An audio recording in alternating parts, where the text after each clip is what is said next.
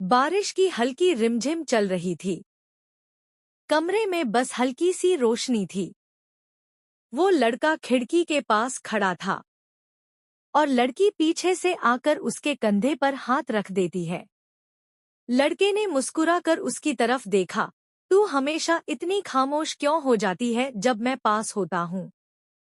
लड़की ने धीरे से कहा, क्योंकि जब तू पास होता है तो दिल जोर से धड़कता है और शब्द रुक जाते हैं। लड़का उसका हाथ पकड़ता है, धीरे से उसे अपनी ओर खींचता है।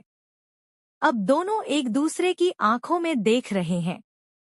ना कोई शब्द, ना कोई शोर, सिर्फ धड़कनों की आवाज थी। वो पल छोटा था, पर उस एक पल में दोनों के बीच बहुत कुछ कह दिया गया।